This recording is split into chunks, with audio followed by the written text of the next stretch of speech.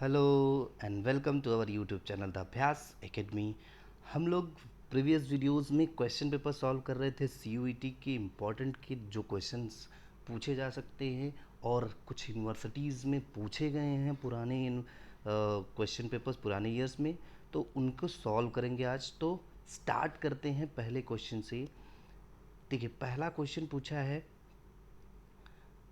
कि which halogen gets oxidize by HNO3। Which halogen gets oxidize by HNO3। अगर आपको अच्छे से याद होगा तो हम स्टार्ट डिस्कस किए थे कि जब हैलोजन्स की बात आती है कि भैया फ्लोरीन हो, क्लोरीन हो और ब्रोमीन, ये तीनों क्या होता है, HNO3 से ऑक्सीडाइज नहीं होता है। लेकिन आयोडीन जब होता है, आयोडीन की बात करते हैं, तो वो क्या करता है, रिएक्शन करता है HNO3 से और HiO3 जिसका नाम है आयोडिक एसिड, ये बना लेता है। क्या बनाता है, आयोडिक एसिड। तो वहाँ से क्लियर होता है कि ये आसानी से क्या होता है भैया, HNO3 हुआ, वो किसको रिड्यूस सॉरी ऑक्सीडाइज करेगा, आयोडीन को। तो यहाँ से बी ऑप्शन करेक्ट ऑप्शन है। अगर आपको रिएक्शन का पता करना है तो ये आप लिख सकते हैं, IO2 का HNO3 से रिएक्शन करता है तो IO3 HiO3 बनाता है। ठीक है, चलिए नेक्स्ट क्वेश्चन की तरफ मूव करें।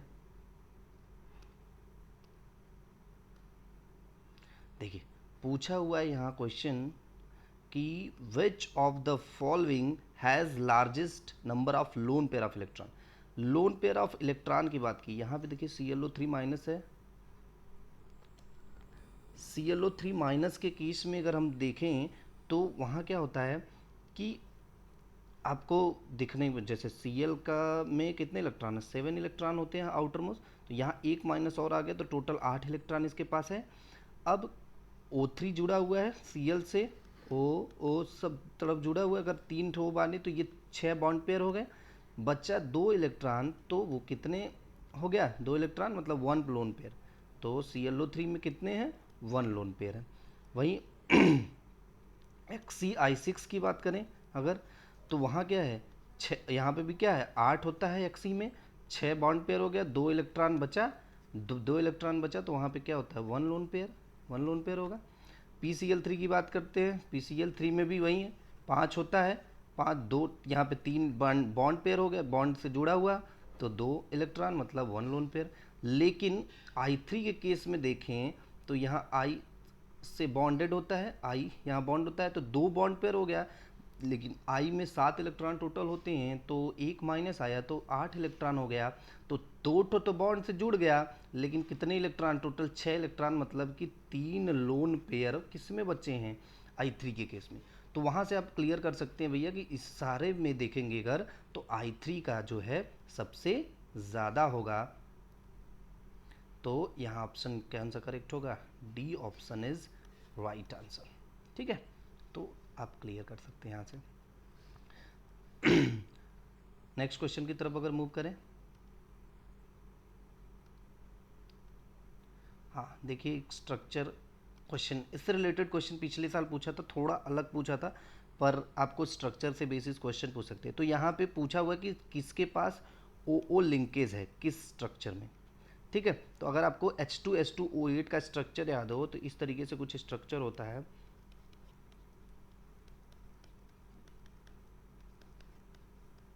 ठीक है, वहाँ पे क्या होता है, डबल बॉन्ड से जुड़ा होता है। यहाँ पे लिंकेज H2S2O8 में केवल पाया जाता है, बाकी किसी में डबल बॉन्ड लिंकेज जो O लिंकेज है वो नहीं पाया जाता है। तो ऑप्शन यहाँ कौन सा करेक्ट होगा, H2S2O8। आप चाहें तो सारे का स्ट्रक्चर देख सकते हैं, वहाँ केवल और केवल यही एकमात्र इसमें ऑप्शन दिया हुआ है जिसमें आपको H2S2O8 में जिसमें O लिंकेज पाया जाता है। नेक्स्ट क्वेश्चन की तरफ मूव करें। देखिए, ये भी इस तरीके भी क्वेश्चन पूछ सकते हैं आपको, इंपॉर्टेंट क्वेश्चन है।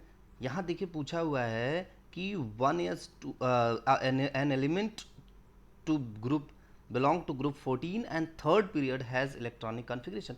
तो आपको क्या करना है, इन एलिमेंट की बात करते हैं यहाँ तो ऑप्शन बता दें, पर एलिमेंट की बात करना है तो आपको क्या करना है, पीरियड की बात करना है तो हाइड्रोजन इधर, सॉरी हाइड्रोजन इधर, हाइड्रोजन हीलियम इधर होता है, फिर लिथियम स्टार्ट होता है इधर ना। तो वहाँ से आप क्या कर सकते हैं, याद कर सकते हैं, लिथियम बेरिलियम होता है, फिर इधर से का आपको याद होता है। फिर तीसरे वाले में देखेंगे तो सोडियम यहाँ से यहाँ स्टार्ट होता है वहाँ, तो उधर की तरफ जो होता है तो वो 14वां ग्रुप जब आता है तो वहाँ सिलिकॉन की बात होती है, और सिलिकॉन की बात होती है तो उसका एटॉमिक नंबर आपको याद होगा तो आप कॉन्फ़िगरेशन कर सकते हैं। तो 1s2 2s2 2p6 3s2 3p2, क्योंकि जो आएगा वो देखिए 2 2 4 2 6 6 10 2 12 2 14, 14वां, तो 14 इलेक्ट्रॉन टोटल उसमें होते हैं। तो वहाँ पे ऑप्शन ये बी वाला करेक्ट होगा आपका। ठीक है, an element belong to group 14, group 14 याद करेंगे आपको, और तीसरे पीरियड के ग्रुप 14 में जाएंगे। ग्रुप 14 जो एलिमेंट आपको दिख रहा है, पीरियडिक टेबल आपको दिमाग में होना चाहिए, कम से कम 30 से 50 तक आपको याद होना चाहिए, तब आसानी से ये सब चीज़ें आप कर सकते हैं। ठीक है, चलिए नेक्स्ट क्वेश्चन की तरफ मूव करें। हाँ, देखिए क्वेश्चन पूछा हुआ है कि SnCl4 PbCl4 PbCl2 PbI4। देखिए Pb के केस में Cl और F के साथ तो बॉन्ड बना सकता है, पर Br और I के साथ पहले बॉन्ड ही नहीं बना सकता। वो मतलब बना के लिए स्टेबल ही नहीं होगा। क्यों नहीं होगा? क्योंकि Pb की भी साइज काफ़ी बड़ी होती है, और उधर Br की बात करें या I की बात करें तो उसकी भी साइज क्या है, बड़ी है। तो इनके बीच में आसानी से ओवरलैपिंग नहीं हो पाता, बॉन्ड का फॉर्मेशन नहीं होता, जिसके वजह से इसकी स्टेबिलिटी सबसे कम हो जाएगी पहले तो, सीधी बात। ठीक है, देखिए सीधी बात कि आपको यहाँ की स्टेबिलिटी सबसे कम हो जाएगी। जब इधर देखें हम लोग PbCl2 की बात करें, SnCl2 की बात करें, SnCl4 की बात करें, PbCl4 की बात करें, तो यहाँ लीस्ट स्टेबल पूछा है तो सीधे सीधे ये ऑप्शन बिना देखे मार दीजिए तुरंत।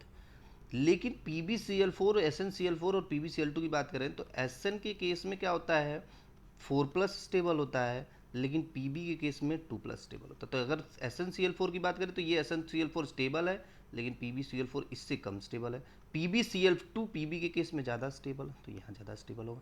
लेकिन इसमें पूछा लीस्ट स्टेबल, तो आपको ऑप्शन क्या मारना है, PbI4, क्योंकि यहाँ ये I से जुड़ा हुआ है जो कि अनस्टेबल होता है।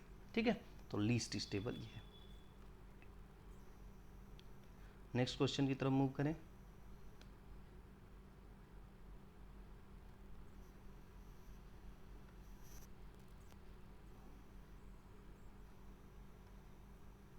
देखिए वाटर गैस पूछा हुआ है। वाटर गैस कितना सिंपल क्वेश्चन है, पर बहुत सारे लोग वाटर वेपर मार के बोल भैया वाटर है, जब गैस फॉर्म में होता है तो वेपर बनता है, तो सीधे कर देंगे वाटर वेपर। लेकिन नहीं, जो वाटर गैस का फॉर्मूला होता है वो होता है आपका CO+H2, कार्बन मोनोऑक्साइड होता है, और H2 हाइड्रोजन गैस होता है। तो ये हमेशा याद रख लिए फॉर्मूला कि वाटर गैस कुछ नहीं भैया, कार्बन मोनोऑक्साइड और हाइड्रोजन होता है। तो यहाँ पे राइट आंसर सी है, ये करेक्ट है। चलिए नेक्स्ट क्वेश्चन की तरफ मूव करें। देखिए ये भी क्वेश्चन पूछा हुआ है कोऑर्डिनेशन कॉम्प्लेक्स से कि the number of H2O molecules attach directly by center by Ni in NiCl4 6H2O। ठीक है, सीधे सीधे क्वेश्चन पूछा हुआ है कि Ni के साथ H2O मॉलिक्यूल कितने जुड़े हुए हैं।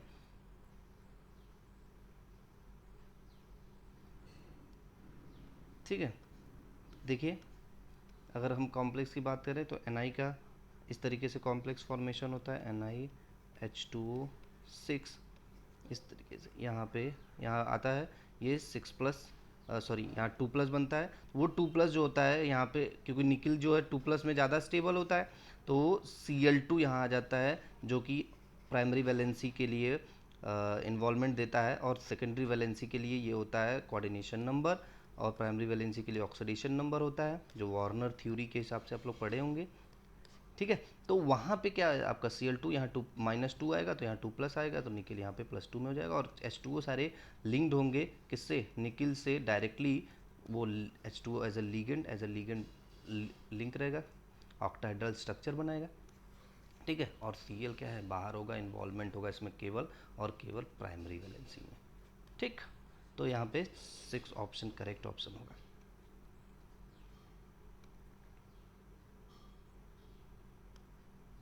चलिए नेक्स्ट क्वेश्चन की तरफ मूव करें। हाँ देखिए, ये भी क्वेश्चन पूछा हुआ इंपॉर्टेंट है। इस तरीके से एमओटी से रिलेटेड एक दो क्वेश्चन पूछते हैं आपको, तो ध्यान रखिएगा एमओटी। यहाँ सिंपल एक तरीका हम आपको बता रहे हैं, among the following paramagnetic species is. Paramagnetic species बताना हो तो इसको देखिए, कार्बन है यहाँ, कितना होता है 6, नाइट्रोजन है उसका कितना होता है, कार्बन के बाद जस्ट 7, और एक माइनस चार्ज है, तो टोटल कितने हो जाएंगे 7 6 15 1 16 ना। NO की बात कर लिए तो N में कितने होते हैं, नाइट्रोजन 7 और ये 8, कितने हो जाएंगे 15। यहाँ NO प्लस एक घट जाएगा 14। यहाँ पे CO की बात कर लिए 6 प्लस 8 तो 14। तो अगर ऑक्सीजन O2 को छोड़ दीजिएगा, O2 पैरामैग्नेटिक होता है उसको छोड़िए, ठीक है, O2 पैरामैग्नेटिक होता है उसको मत ध्यान दीजिएगा, वहाँ वो एक्सेप्शनल केस है। बाकी सब में अगर इवन नंबर आ रहा है तो वो डायामैग्नेटिक होगा। मैक्सिमम केसेस में ये याद रखिएगा, एक आध दो एक्सेप्शनल होंगे तो उसको छोड़ करके इवन नंबर आ रहा है तो डायमैग्नेटिक, और अगर ऑड नंबर आ रहा है तो पैरामैग्नेटिक होता है। तो यहाँ NO का देखेंगे तो 15 है, बाकी सबका इवन में आ रहा है, तो यहाँ जो आंसर है वो NO है। आप चाहेंगे तो उसको उसके हिसाब से स्ट्रक्चरल एमओटी के हिसाब से सारे इलेक्ट्रॉन फिल करके देख सकते हैं, इलेक्ट्रॉनिक कॉन्फ़िगरेशन एमओटी के हिसाब से करके, पर ये ट्रिक है, आप उसको ध्यान रखिएगा, ठीक है। तो यहाँ option NO is the right answer, ठीक। चलिए नेक्स्ट क्वेश्चन की तरफ मूव करें।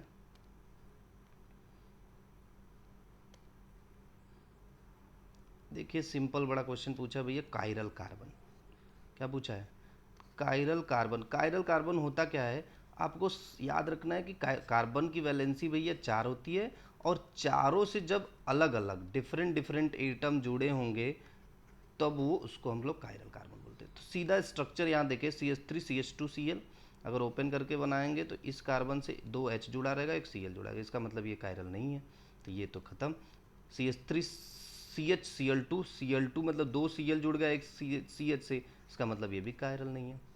इसकी बात की तो यहाँ पे CH के साथ 2 CH3 जुड़ा हुआ है, और इधर CH2 CH3 जुड़ा हुआ है, तो 2 CH3 सेम हो गया, तो यहाँ पे वैसे भी ये भी कायरल नहीं है। इसकी स्ट्रक्चर की बात अगर करें, देखिए इसका स्ट्रक्चर की बात करें तो ये बीच में CH अगर बना दे, इसको Cl, इधर करें तो CH2 CH3, इधर देखें तो ये H को अगर ओपन कर दें तो ये H, और इधर क्या है CH3, तो ये डिफरेंट, ये डिफरेंट, ये डिफरेंट, और इधर इथाइल ग्रुप, ये तीन चारों क्या है डिफरेंट हो गए, तो इसका मतलब ये जो कार्बन है वो कायरल कार्बन है। तो किस में कंटेन किया हुआ है, D में, तो D option is the right answer, ठीक है। चलिए नेक्स्ट क्वेश्चन की तरफ मूव करें। देखिए ये क्वेश्चन है, पूछा है कि pickup most reactive compound for SN1 reaction. देखिए SN1 रिएक्शन क्या होता है, आप हमेशा याद रखिए कि सीधे सीधे भैया यहाँ देखिए, अगर हम दो ऑप्शन की बात करें इधर ऊपर नीचे की, इसको बोलते हैं विनाइल क्लोराइड, और ये तो आपको पता ही है क्लोरोबेंजीन है।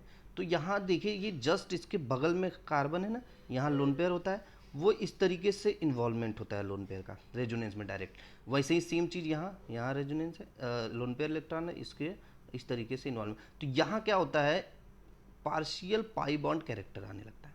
विनाइल क्लोराइड की बात करें या क्लोरोबेंजीन की बात करें तो वहाँ क्लोरीन पे क्या है, पार्शियल डबल बॉन्ड कैरेक्टर आता है। तो भैया क्लोरीन है लिविंग ग्रुप, जब वहाँ पे पार्शियल डबल बॉन्ड कैरेक्टर आने लगेगा तो वो उसको तोड़ना सिंगल बॉन्ड की तुलना में क्या है, मुश्किल है।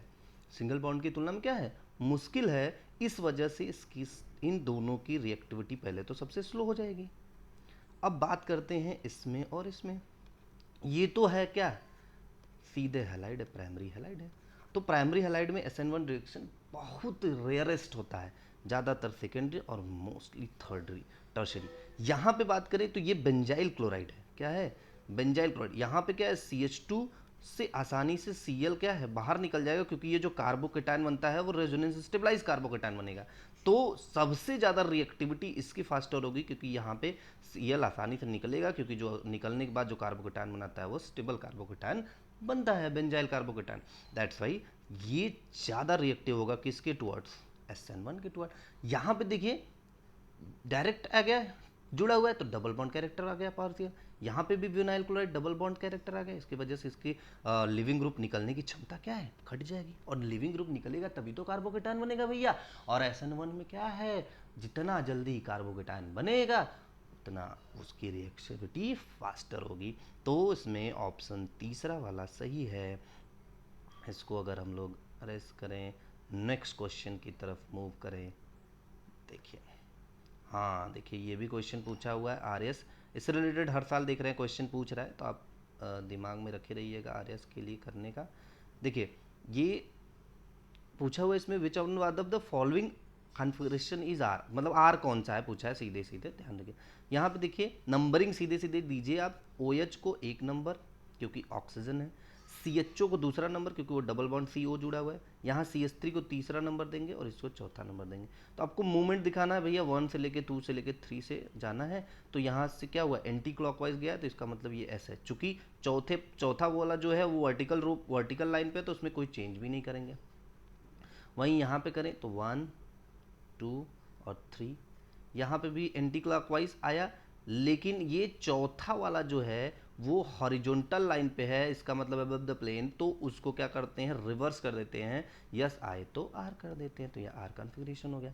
इसकी बात करें 1 2 3, ठीक है, ये चौथा है। यहाँ पर रोटेशन देखेंगे इधर की तरफ होगा, जब इधर रोटेशन होगा तो आर आ रहा है, लेकिन चूंकि चौथा पोजीशन कहाँ है, वर्टिकल पे है, इसलिए ये हो जाएगा क्या, यस। इसकी बात करें 1 2 3 4, यहाँ देखिए आर, चूँकि चौथा पोजीशन वर्टिकल लाइन पे हॉरिजॉन्टल पे नहीं है, तो कोई चेंज भी नहीं करेंगे, सीधे 1 से लेके 2, सॉरी यहाँ हाँ गड़बड़ हो गया, ये उधर से जाएगा ना, हाँ देखिए 1 इधर है, 2 यहाँ है, 3 यहाँ, तो ये हमेशा रोटेशन 1 से लेकर 2 तक जाता है, 1 से 2 से 3 जाता है, और चौथा पोजीशन वर्टिकल पे है तो कोई चेंज नहीं होगा, तो ये ऐसा होगा। तो बाकी सब यस है, ये सेकंड वाला option is the right answer, क्योंकि ये आर कॉन्फ़िगरेशन है। ठीक है, क्लियर है ना सबको, वेरी गुड। चलिए नेक्स्ट क्वेश्चन की तरफ मूव करें। हाँ देखिए ये भी क्वेश्चन पूछा हुआ है, सिंपल क्वेश्चन है, पीवीसी पॉलीविनाइल क्लोराइड कैसे बनता है भैया, पॉलीविनाइल क्लोराइड, विनाइल इस पॉलीविनाइल क्लोराइड मतलब विनाइल क्लोराइड का पॉलीमर, तो विनाइल क्लोराइड इसमें खोजिए फटाक से और आंसर मार दीजिए। देखिए ये है CH2 डबल बॉन्ड CHCl, ये जब CH2 डबल बॉन्ड CH2Cl है, इसका मतलब ये एलाइल है, एलाइलिक सिस्टम है, तो एलाइलिक नहीं होता है यहाँ पे विनाइलिक, ये तो भैया इथाइलिन है, पॉलीथीन का होता है, ये Cl CH2Cl ये नहीं है, यहाँ पे आपको विनाइल क्लोराइड दिख रहा है, वो ऑप्शन करेक्ट ऑप्शन है, तो vinyl chloride is the right option for PVC monomer. ठीक है, चलिए नेक्स्ट क्वेश्चन की तरफ मूव करें। हाँ देखिए ये क्वेश्चन पूछा है ना, एस्पिरिन, एस्पिरिन का क्वेश्चन के पूछा है, तो वहाँ पे क्या होता है, देखिए बेंजोइक एसिड COH यहाँ है, और उसमें जो होता है ये, हाँ देखिए OH होता है ना, तो उसको चेंज करके एसिटिल ग्रुप, ये जो है ना O COCH3 आकर के जोड़ देते हैं, तब वो एस्पिरिन बनता है। यहाँ पे COH तो रहता ही है, यहाँ O और COCH3 आकर के जुड़ जाता है, इसलिए इसको एसिटिल सैलिसिलिक एसिड भी बोलते हैं एस्पिरिन को। तो यहाँ ऑप्शन देखिए स्ट्रक्चर में ये सही है, aspirin, it is the right answer. ठीक है, चलिए नेक्स्ट क्वेश्चन की तरफ मूव करें। देखिए हाँ ये पूछा हुआ है क्वेश्चन भैया, विच of the following halogen present in Teflon, तो टेफ्लॉन का तो आपको पता ही है कि टेफ्लॉन फ्लोरीन, फलान फ्लोरीन, एफ आ गया फ्लोरीन, तो टेफ्लॉन में याद कर लीजिए कि क्या प्रेजेंट होता है, फ्लोरीन होता है। ठीक है, तो यहाँ राइट आंसर क्या है, एफ। नेक्स्ट क्वेश्चन की तरफ मूव करें। हाँ देखिए, among the following the most acidic is, हाँ यहाँ पे आके हम लोग थोड़ा रखते हैं, समझते हैं क्या होता है। देखिए भैया अगर हम सीधे सीधा सिंपल सिंपल चीज़ बनाएं, अगर इस तरीके का एक स्ट्रक्चर बना दें, कहें कि एसिडिक बताने का सबसे अच्छा तरीका क्या है, तो ऐसा स्पीसीज जो H+ ईजिली दे दे, H+ ईजिली देगा तो क्या बनाएगा, COO-, मतलब कि एनायन। तो ऐसा स्पीसीज जो H+ डोनेट करने के बाद जो एनायन बनाता है, वो जितना ज़्यादा स्टेबल होगा उतना ही उसकी क्या होगी, एसिडिटी होगी, जिससे बना हुआ। तो एनायन की स्टेबिलिटी डिपेंड करती है कि भैया एसिडिटी क्या होगी। तो अगर हम लोग पैरानाइट्रोफिनॉल की बात करें, तो भैया यहाँ पे पहले तो अगर यहाँ OH है और कहीं पे आपको बेंजोइक एसिड दिख रहा है टाइप स्ट्रक्चर, तो ये तो भैया सीधे सीधे फिनॉल का क्या, यहाँ से H+ निकालना थोड़ा मुश्किल होता है COH की तुलना में, इसलिए ये तो इससे कम हो जाएगा।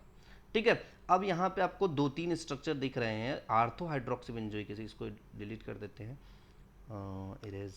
देखिए ortho hydroxy benzoic acid structure बनाए अगर तो OH और यहाँ पे COH।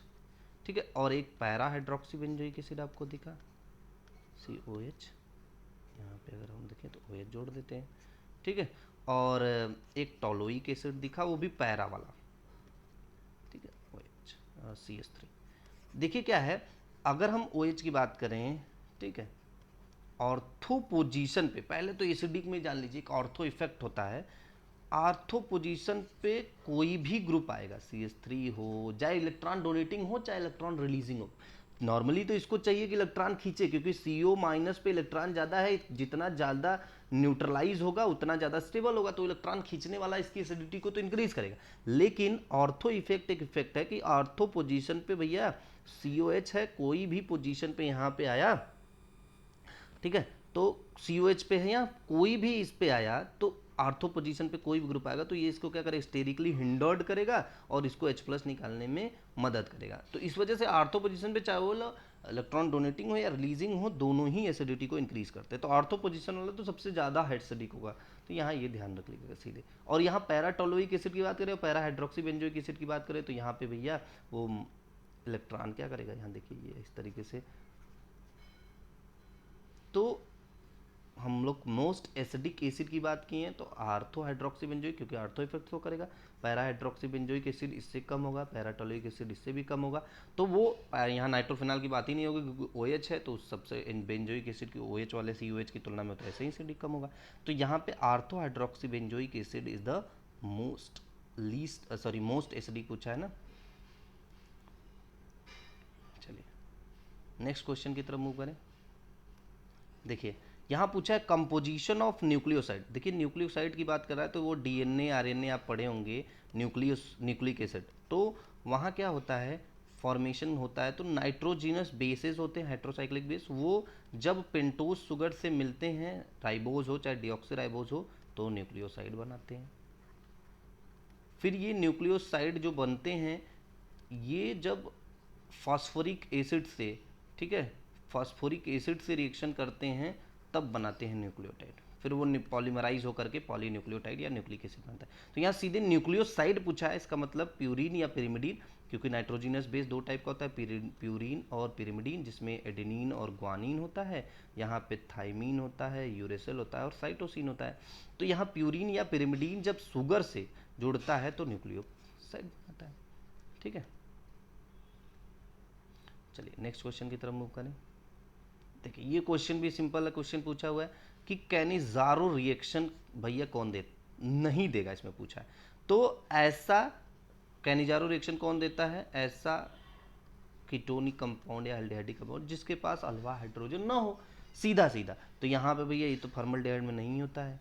बेंजल्डिहाइड की बात करते हैं तो यहाँ पे CHO डायरेक्ट जुड़ा है, यहाँ पे कोई हाइड्रोजन है ये नहीं है, तो ये भी नहीं होता है। ट्राई मिथाइल एसिटल्डिहाइड, एसिटल्डिहाइड का स्ट्रक्चर अगर बनाए तो CH3 CHO, यहाँ पे अल्फा हाइड्रोजन है, लेकिन जब यहाँ पे तीनों CH3 जुड़ जाता है तो ये ट्राई मिथाइल एसिटल्डिहाइड हो जाता है, तो इसमें भी कोई अल्फा हाइड्रोजन नहीं है। इसका मतलब इसमें नहीं है, इसमें नहीं है, इसमें नहीं है, तो ये तीनों देंगे और ये नहीं देगा, तो ऑप्शन यही करेक्ट होगा। तो acetaldehyde is the right answer आपको, कि भैया ये कैनिजारो रिएक्शन नहीं देगा। वहीं एल्डोल कंडेंसेशन में इसका अपोजिट होता है कि वो जो अल्फा हाइड्रोजन कैरी किया होता है वो देता है एल्डोल रिएक्शन। तो ये आप याद रख सकते हैं, इससे रिलेटेड दोनों से क्वेश्चन पूछे जा सकते हैं। चलिए नेक्स्ट क्वेश्चन की तरफ मूव करें। हाँ देखिए ये भी क्वेश्चन बड़ा इंपॉर्टेंट है, समझिए इसको। पूछा है कि most reactive towards electrophilic substitution reaction. देखिए most reactive towards electrophilic substitution पूछा है, तो देखिए इलेक्ट्रोफाइल कहाँ ज़्यादा तेज़ी से रिएक्शन करेगा। इलेक्ट्रोफाइल भैया होता है, इलेक्ट्रॉन की कमी होती है इसके पास, इलेक्ट्रॉन का गरीब है ये, क्या है, इलेक्ट्रॉन की गरीबी है इसके पास, अरे हमको चाहिए इलेक्ट्रॉन। तो ये कहाँ ज़्यादा तेज़ी से जाएगा, जो इलेक्ट्रॉन रिच हो, बहुत ज़्यादा हो। अब इलेक्ट्रॉन रिच की सिस्टम की बात करें तो क्या होगा, जैसे यहाँ पे बना हुआ है एक टोलुइन CH3, एक बेंजीन है, ठीक है। और एक बना हुआ है क्या, बेंजोइक एसिड, और एक बना हुआ है बेंजल्डिहाइड। तो देखिए सीधा सीधा आपको बेंजोइक एसिड है और एस्टल्डिहाइड, ये क्या करता है, इलेक्ट्रॉन सिस्टम से ले लेता है। क्या करता है, इलेक्ट्रॉन सिस्टम से ले लेता है। तो सिस्टम से जब इलेक्ट्रॉन लेगा तो यहाँ पे इलेक्ट्रॉन कमी हो जाएगी, यहाँ पे भी इलेक्ट्रॉन कमी हो जाएगी। ये नॉर्मल है, यहाँ कुछ नहीं लगा हुआ तो अपने बेंजीन है। लेकिन ये इलेक्ट्रॉन सिस्टम को देता है CH3, ठीक है, प्लस आई।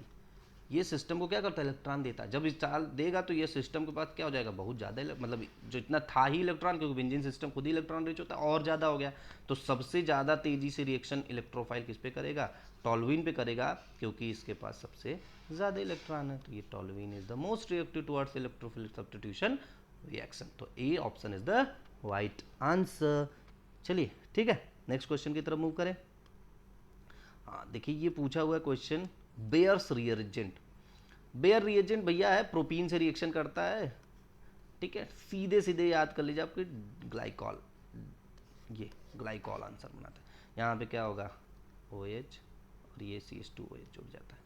तो ये डबल बॉन्ड टूटता है और दोनों तरफ OH OH आकर के जुड़ जाता है। डाई ग्लाइकॉल इथाइलिन, वो इथाइलिन से भी रिएक्शन करता है, और प्रोपाइलिन या CH3CH डबल बॉन्ड CH2 जो बोलते हैं, इससे रिएक्शन करता है। तो बेयर्स रिएजेंट के प्रेजेंस में ये डाइऑल में चेंज हो जाता है, जिसका नाम है, ठीक है।